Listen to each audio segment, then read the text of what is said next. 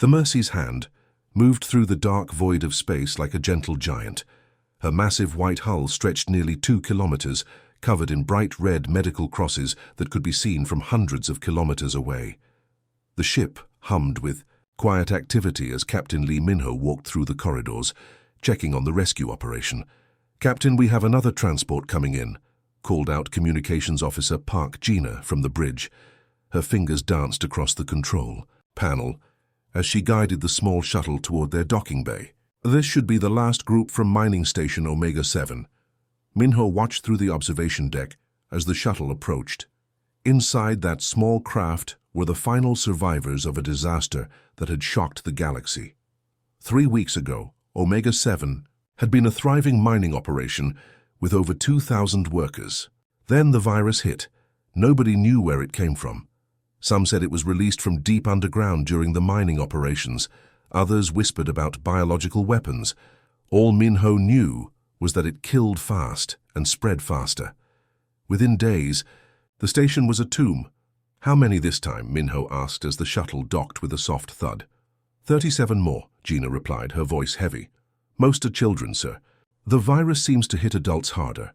The captain nodded grimly. The Mercy's hand was designed for exactly this kind of mission. She carried the most advanced medical equipment in human space, staffed by the best doctors and nurses Earth could provide. But even with all that technology, they were racing against time. Dr. Kim Soo-jin appeared on the bridge, still wearing her surgical scrubs. Exhaustion showed in her eyes, but her voice remained steady. "Captain, we now have 212 survivors aboard. The medical bays are at full capacity." "How are they doing, Doctor?" "Not good. The virus is mutating faster than we can treat it. We need to get them to the research facility on Kepler Prime immediately. They have equipment we don't have, genetic sequences that might help us create a proper cure." Minho looked out at the stars. Kepler Prime was 3 days away at maximum speed. But the Mercy's hand wasn't built for speed. She was built for saving lives with massive medical facilities and enough supplies to treat thousands of patients. Speed had been sacrificed for space. "Sir," called out Navigator Choi Daeho from his station, "I've plotted our course to Kepler Prime. If we push the engines, we can make it in 2.5 days. "Do it," Minho ordered, "and send a message ahead. Tell them we're coming in hot with critical patients." As the crew prepared for the jump to hyperspace, life aboard the Mercy's hand told a different story. In the medical bays, human doctors and nurses worked alongside their alien colleagues. The ship's chief medical officer was actually a Zentorian, whose forearms allowed her to perform surgery twice as fast as humans.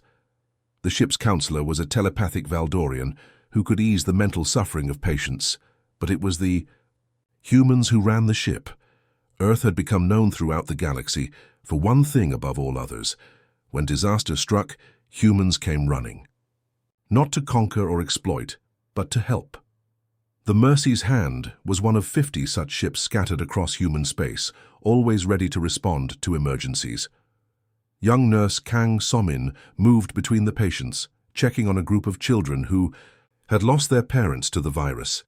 Despite their alien features, the pain in their eyes was universal. She had learned to speak their language during the trip, and her gentle words brought small smiles to their faces. "Captain," Dr. Kim's voice crackled over the comm system, "we need to move now. I'm losing patience down here." Minho was about to give the order to jump when the ship's alarms began screaming. Red lights flashed across the bridge as Tactical Officer Bae Hyunjin looked up from his console with wide eyes. "Sir, massive contact dropping out of hyperspace directly above us." Through the main viewport, a shadow fell across the Mercy's hand.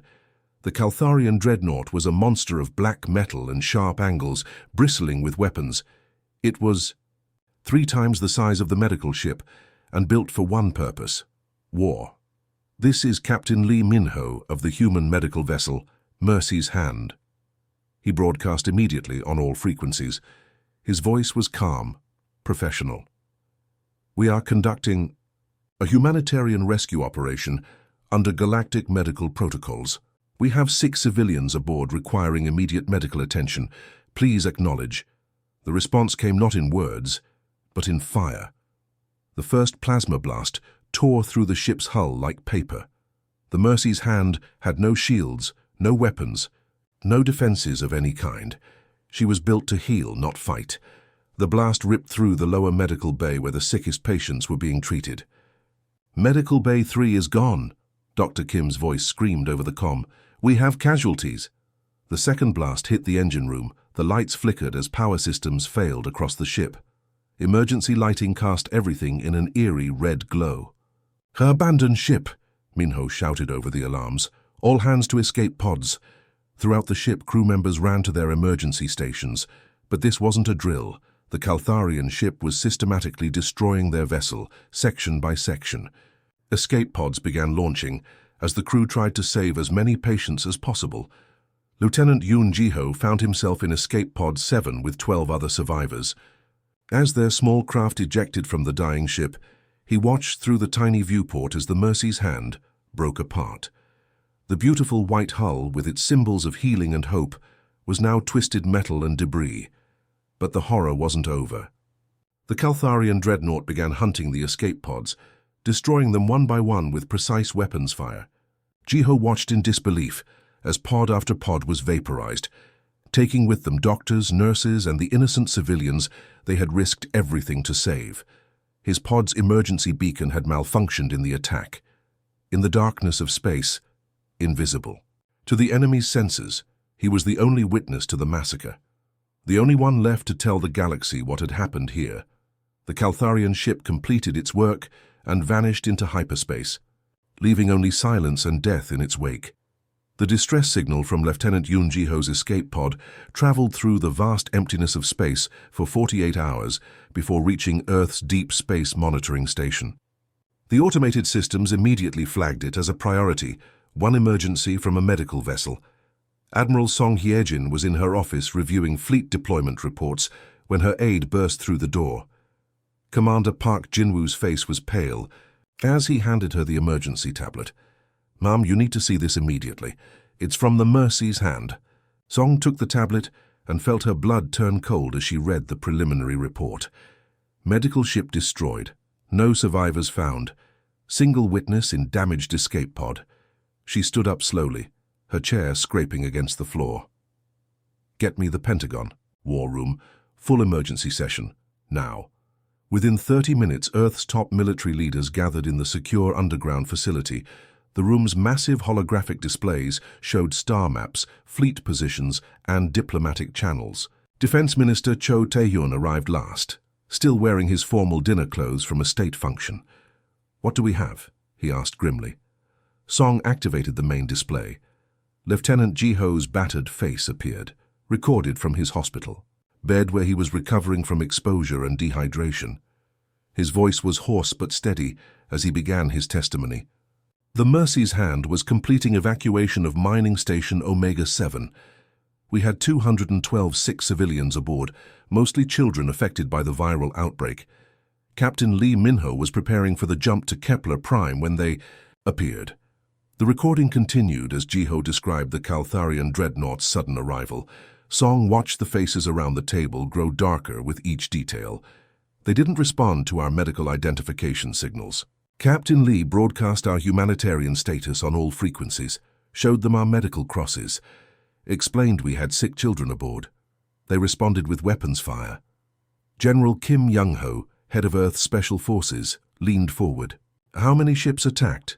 "Just one, sir. A single Caltharian dreadnought. But they weren't interested in capture or interrogation. They came to kill." The room fell silent as Ji-ho's voice continued. "They targeted the medical bays first. Deliberate. Strikes on the sections where our sickest patients were being treated.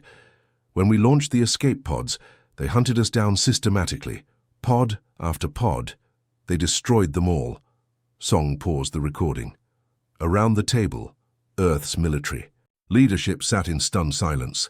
These were hardened warriors who had seen combat across the galaxy, but the cold-blooded murder of medical personnel and sick children was beyond their comprehension. "How did you survive, Lieutenant?" asked Intelligence Director Lee So-hee. "My pod's emergency beacon malfunctioned during the attack. In the chaos and debris field, they couldn't locate me. I watched them destroy every other pod before jumping back into hyperspace, 255 people, Admiral. Gone in less than 10 minutes. Defense Minister Cho slammed his fist on the polished table, making several tablets jump. And what does the Galactic Council say about this massacre? Admiral Song brought up another display showing official diplomatic communications. Ambassador Vexithran of the Caltharian Empire expressed regret for the unfortunate incident in contested space and claimed their commander mistook the mercies. Hand for a military transport. Mistook?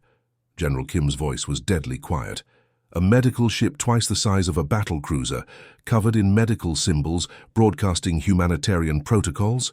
The Council has classified it as an unfortunate misunderstanding and suggested both sides exercise more caution in disputed territories. The room erupted in angry voices, but Song raised her hand for silence. She stood slowly, her small frame, somehow commanding the attention of every person present. Ladies and gentlemen, in the past 50 years, Earth has sent medical ships to every corner of known space. We've treated plague victims on Altarian worlds, evacuated civilians from war zones, provided disaster relief after asteroid impacts. Our doctors have saved millions of lives across dozens of species. She walked to the main display, where images of Earth's medical fleet appeared. Pristine white ships with red crosses, symbols of hope and healing that were recognized throughout the galaxy. Never once have our medical vessels been deliberately targeted. Never once has any species dared to fire upon our healers. Until now. Director Lee pulled up intelligence reports on her tablet. Admiral, our sources indicate this wasn't a random encounter. The Caltharians are expanding aggressively in the Kepler sector. They may have seen the rescue operation as interference with their territorial claims. So they murdered doctors and sick children to send a message, Song said quietly. They believe attacking our healers will make us retreat from contested space. General Kim stood up, his face hard as granite. What are your orders, Admiral? Song looked around the room at Earth's military leadership. These men and women had dedicated their lives to protecting humanity and their allies. They had fought pirates, defended colonies, and kept the peace across human space. But they had never faced a situation like this. Draft a message, she said, quietly. Broadcast it on all frequencies, every language, every communication channel in known space. I want every ship, every station, every world to hear it. What should the message say? Asked Communications Director Han Minjae. Song's voice was steady, but underneath the calm exterior was a cold fury that made everyone in the room take notice. Tell them exactly what happened. Tell them the Caltharians fired upon healers. Tell them they murdered the sick and wounded. Tell them they targeted those who came only to save lives. She paused, looking at each face around the table. And tell them this will not stand. Earth remembers. The message was drafted within minutes and transmitted within the hour.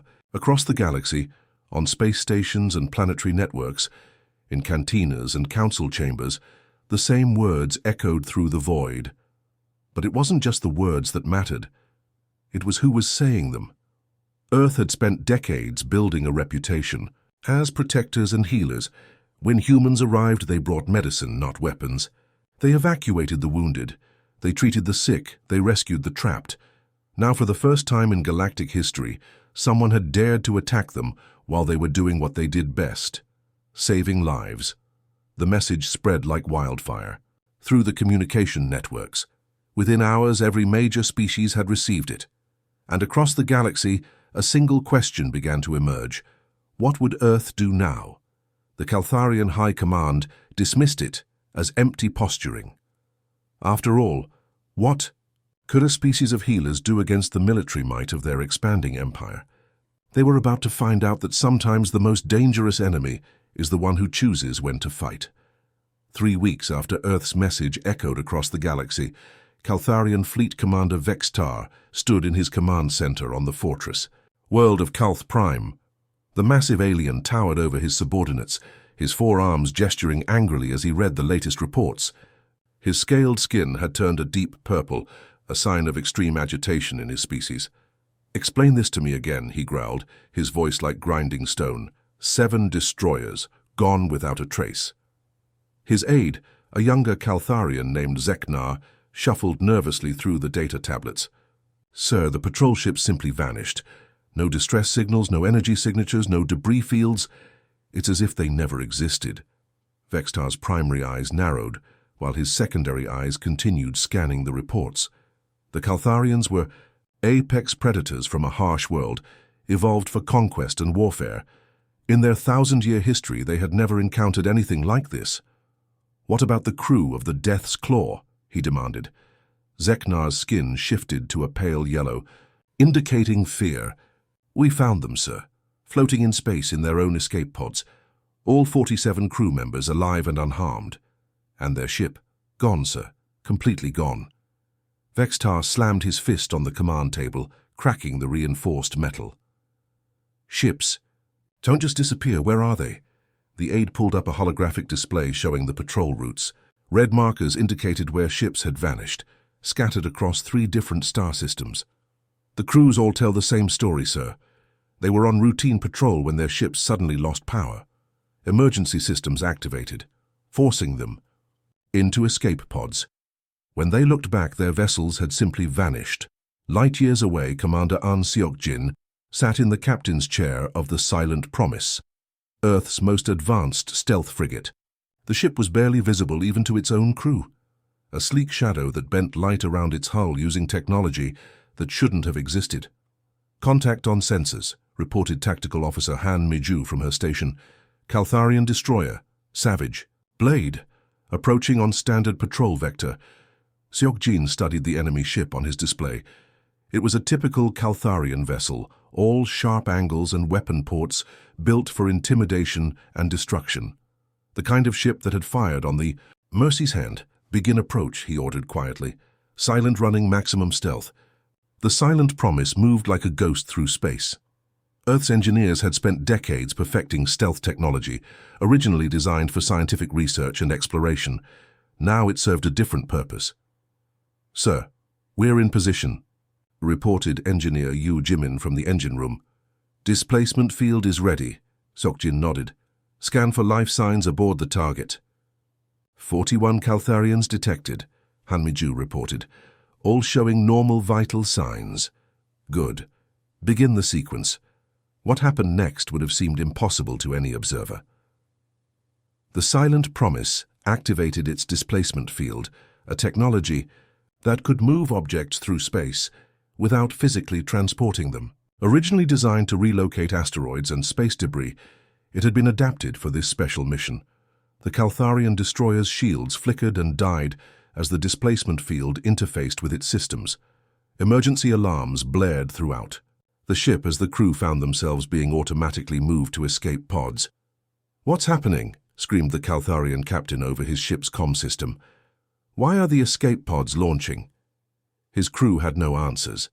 One moment they were on routine patrol, the next they were being ejected from their own ship by their own safety systems. Through the small viewports of their escape pods, they watched in horror as their destroyer simply faded away, becoming transparent before vanishing completely. "Target neutralized," Han Miju reported from her station. "No casualties. The ship has been relocated to deep space coordinates." Seok-jin allowed himself a small smile. "Mark another one for the tally." They wanted to learn about consequences. "We're teaching them slowly." The displaced Caltharian vessel now drifted in empty space, millions of kilometers from any inhabited system.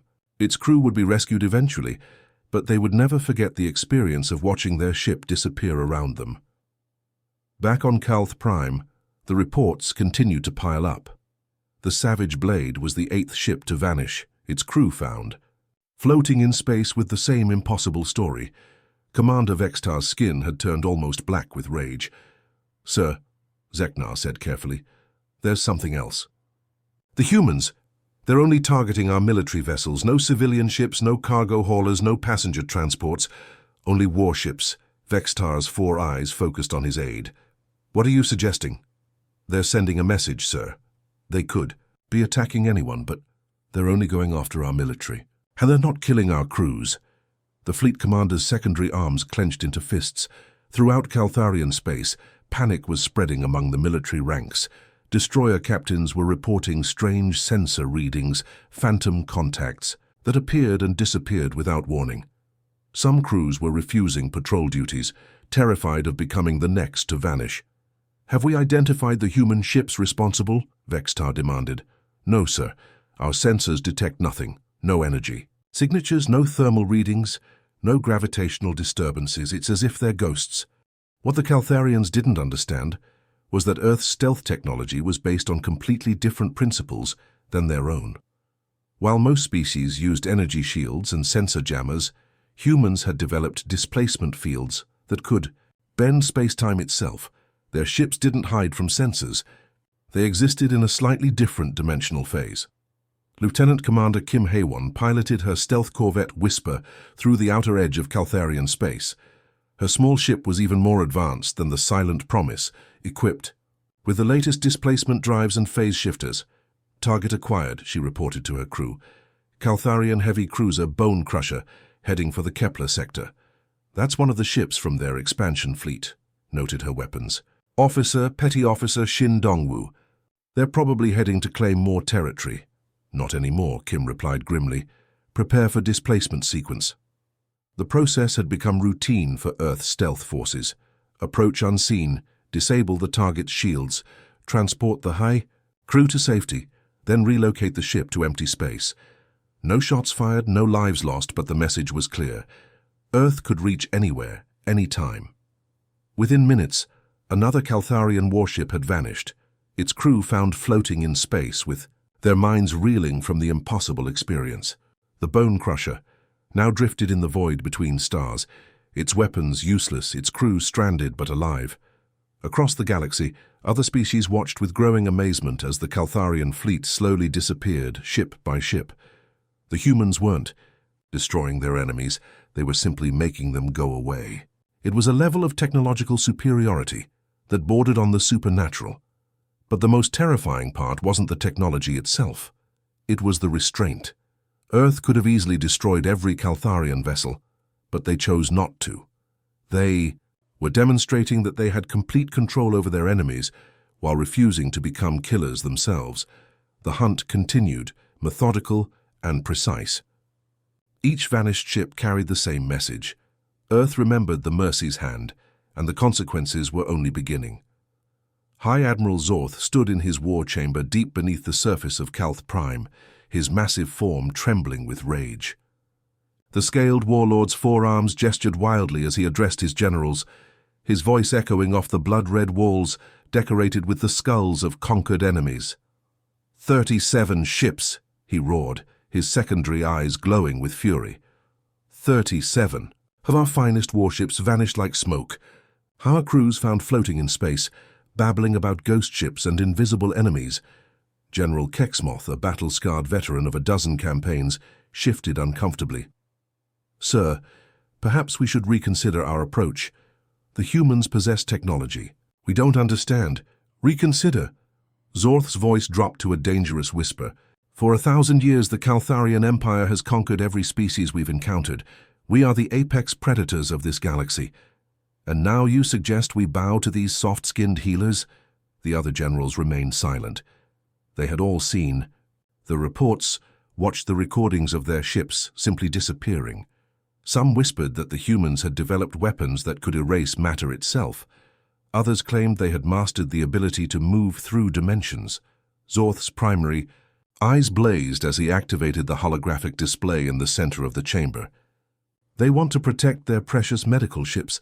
Let them try to protect these."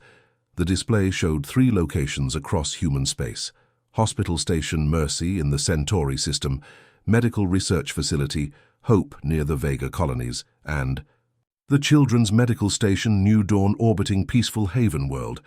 "Sir," General Kexmoth said carefully, "those are civilian medical facilities. Attacking them would violate every galactic treaty." "Treaties are for the weak," Zorth snarled. "The humans think they can humiliate us without consequences. They hide behind their reputation as healers while making our ships disappear. It's time they learned what real power looks like." Within hours, 3 Caltharian battle fleets had departed for their targets. Each consisted of multiple dreadnoughts, destroyers, and support vessels. the most powerful warships in Caltharian space, armed with plasma cannons capable of cracking planets. Hospital Station Mercy was the first to die. The massive medical facility orbited peacefully above New Geneva, its white hull gleaming in the light of Centauri A. Inside, over 3,000 patients were receiving treatment for injuries sustained in the recent border wars. Doctors from a dozen species worked side by side, treating wounded soldiers from both sides of the conflict. Dr. Nam Ji-hoon was performing surgery on a young Altarian pilot when the alarms began screaming. Through the operating room's viewport, he saw the Caltharian fleet dropping out of hyperspace, weapons already charging. "This is Hospital Station Mercy," broadcast Station Commander Lee Soo-young on all frequencies. "We are a medical facility treating war wounded under galactic medical conventions. We request immediate..." The plasma barrage cut off her transmission. The first volley tore through the station's unshielded hull, vaporizing entire medical wings. Patients in their beds, doctors in the middle of operations, nurses tending to the wounded, all gone in seconds. The second target was Medical Research Facility Hope, where Earth's brightest scientists worked alongside alien colleagues to develop cures for rare diseases. Dr. Park Min-suk had been on the verge of a breakthrough treating Valdorian blood fever when the Caltharian ships arrived. The research station's only defense was its reputation. For 20 years, Hope had provided free medical research to any species that needed it. They had cured plagues, developed treatments for genetic disorders, and saved millions of lives across the galaxy. None of that mattered to the Caltharian. Gunners.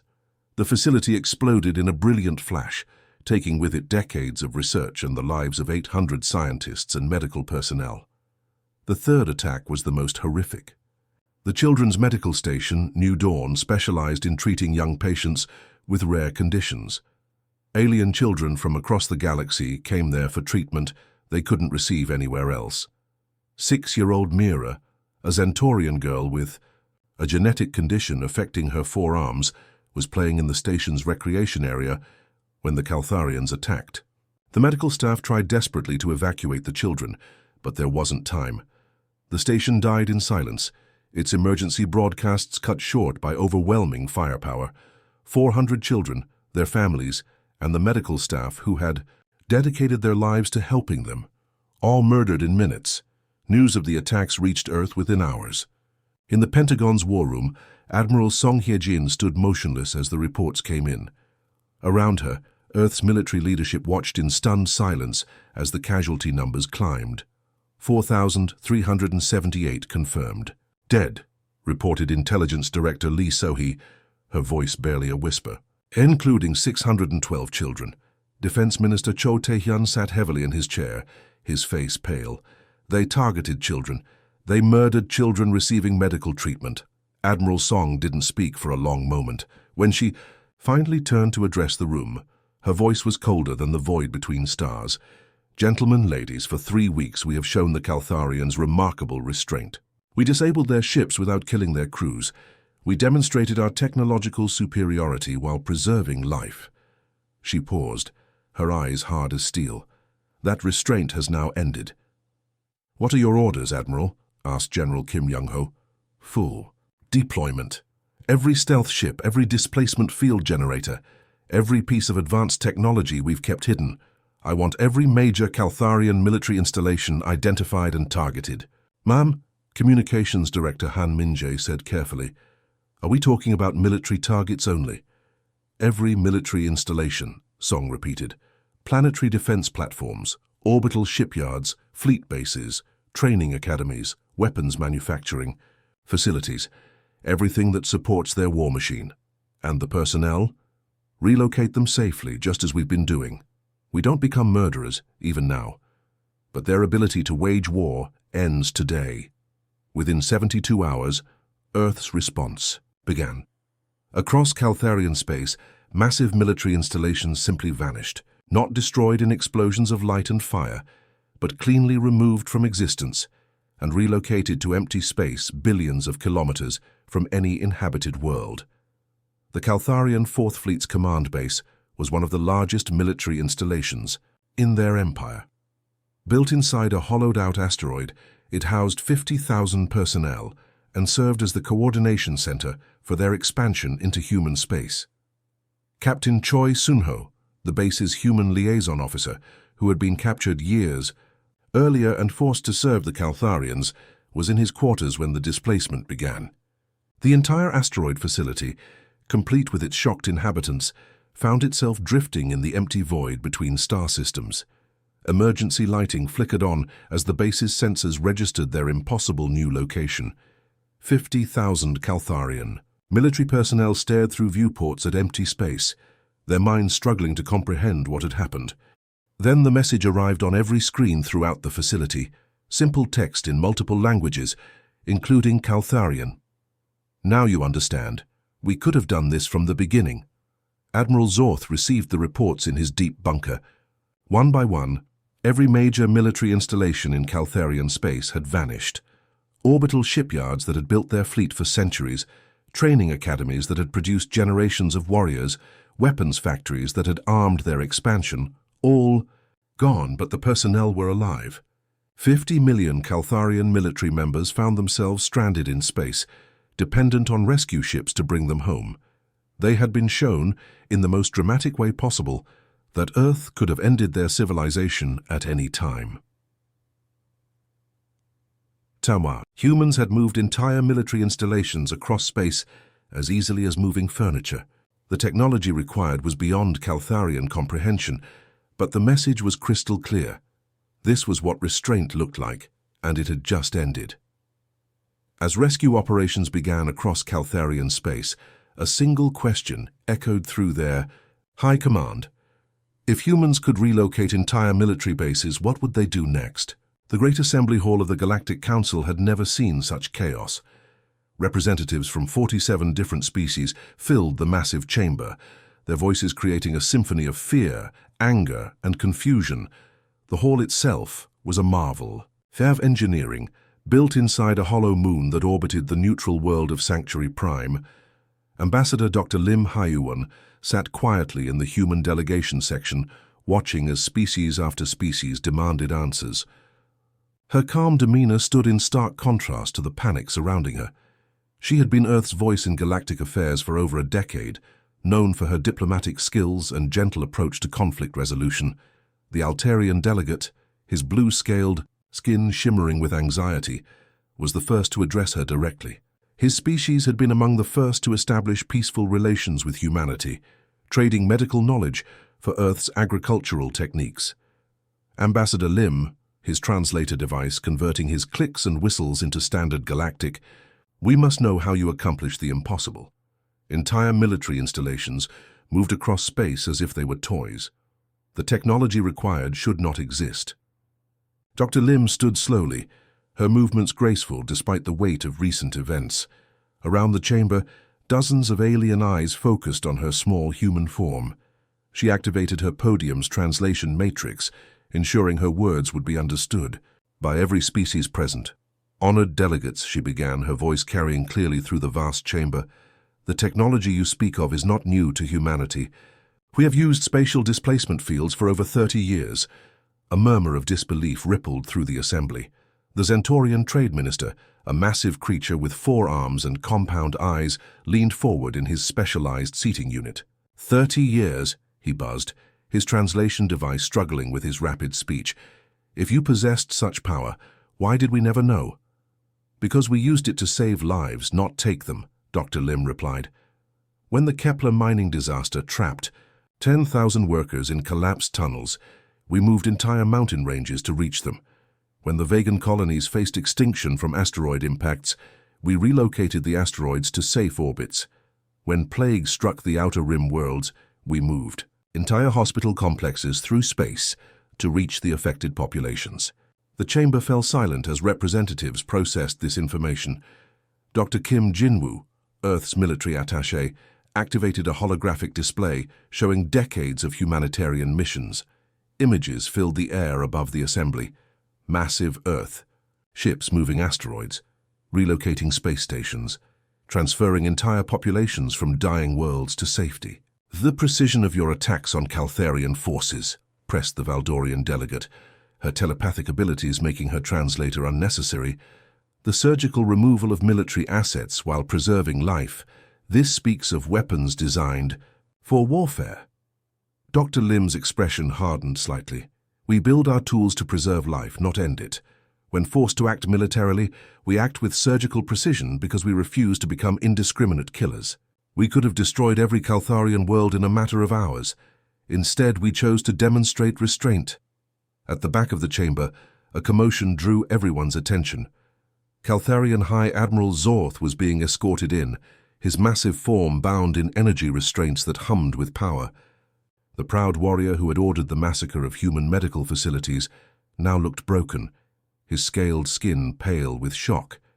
The Council's chief arbiter, an ancient being from the first species to achieve interstellar travel, gestured for order. High Admiral Zorth will answer for his crimes before this assembly. But first, we must understand the full scope of what has transpired. Zorth was forced into a specialized containment platform in the center of the chamber. Despite his restraints, his 4 eyes blazed with a mixture of rage and fear as he looked around at the assembled delegates. "Human," he growled, his voice carrying across the chamber without need for translation. "You destroyed my empire in 3 days. Entire fleets gone. Military installations that took centuries to build vanished like smoke." Dr. Lim walked down from her platform to face the imprisoned admiral. "We relocated your military assets to prevent further aggression. Every one of your personnel survived. Can you say the same about our medical facilities?" The chamber erupted in angry voices as details of the Caltharian attacks were displayed.